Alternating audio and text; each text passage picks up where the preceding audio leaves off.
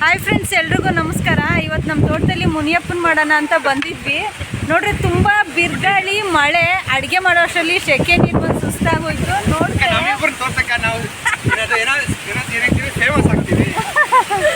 Hello ನೋಡಿ, ನನ್ನ ತಮ್ಮ ಮತ್ತು ಅವ್ರ ತಮ್ಮ ಹೆಂಡ್ತಿಯವರು ಬಾರ್ಬಿಕ್ಯೂ ಮಾಡ್ತಾವ್ರೆ. ಇಷ್ಟು ಬಿರುಗಾಳಿ ಮಳೆ ಒಳಗೂ ಬಿಡ್ತಾ ಇಲ್ಲ.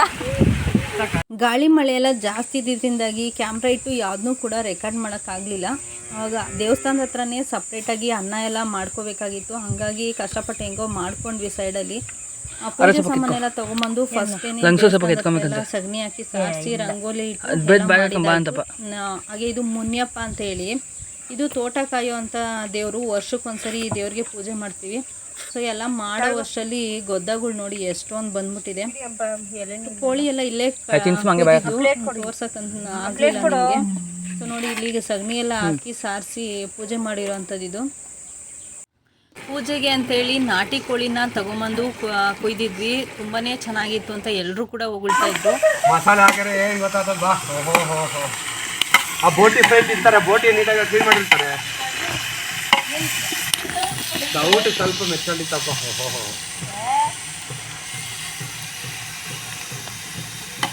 ನೋಡ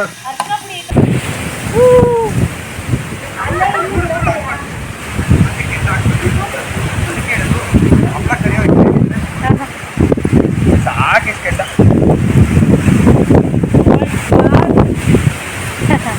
ಸುಡ್ತಾ ಇತ್ತು.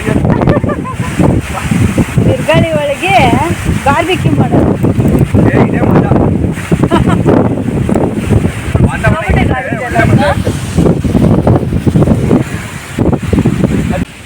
ಸಖತ್ ಗಾಳಿ ಮಳೆ. ಅಯ್ಯೋ ದೇವ್ರೆ, ಯಾವತ್ತೂ ಈ ಥರ ಬಿರುಗಾಳಿ ಬಂದಿರೋದು ನೋಡಿಲ್ಲ ನಾನು. ಕಶು ನಡಿ, ಈ ಕಡೆ ಸೈಡ್ ಬಾ.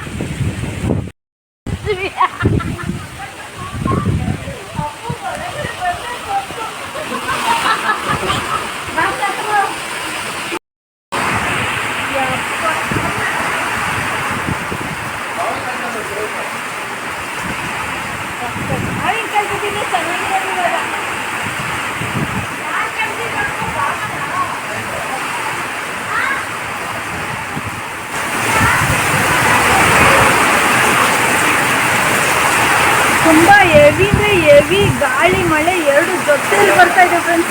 ನಮಗಂತೂ ಇದೇ ಫಸ್ಟ್ ಟೈಮ್ ಇದೆ ಈ ಥರ ಒಂದು ಅನುಭವ ಆಗ್ತಾ ಇರೋದು. ಹೆವಿ ಮಳೆ, ಹಾಗೆ ಸೀಟ್ ಮನೆ ಬೇರೆ ಇದು. ಏನು ಸೀಟ್ ಏನಾದರೂ ಕಿತ್ಕೊಂಡು ಹೋಗ್ಬಿಡುತ್ತೇನೋ ಅನ್ನೋ ಒಂದು ಎಕ್ಸ್ಪೀರಿಯನ್ಸ್ ಆಗ್ತಾ ಇದೆ. ನಾವು ಇವತ್ತು ಎಲ್ಲರೂ ಕೂಡ 3 ತಿಂಗಳಿಗೆ ಬೆಳೆಯುವಂಥ ಒಂದು ಬೆಳೆ ರೀತಿಯಲ್ಲಿ ಬೆಳೆಯುವಂಥ ಒಂದು ಕೋಳಿನ ನಾವು ಇವತ್ತು ಎಲ್ಲರೂ ಕೂಡ ತೊಗೊಂಬಂದು ತಿಂತಿದ್ದೀವಿ. ಇದು ನಮ್ಮ ಆರೋಗ್ಯಕ್ಕೆ ತುಂಬಾ ಕೆಟ್ಟ ಪರಿಣಾಮವನ್ನು ಬೀರ್ತಾ ಇದೆ ಅಂತ ಗೊತ್ತಿದ್ರೂ ಕೂಡ ಅದನ್ನೇ ತೊಗೊಂಬಂದು ತಿಂತಾ ಇದ್ದೀವಿ. ಸ್ವಲ್ಪ ಯೋಚನೆ ಮಾಡಿ ಆದಷ್ಟು ನಾಟಿ ಕೋಳಿ ತಿನ್ನೋದನ್ನ ಅಭ್ಯಾಸ ಮಾಡ್ಕೊಳ್ಳಿ.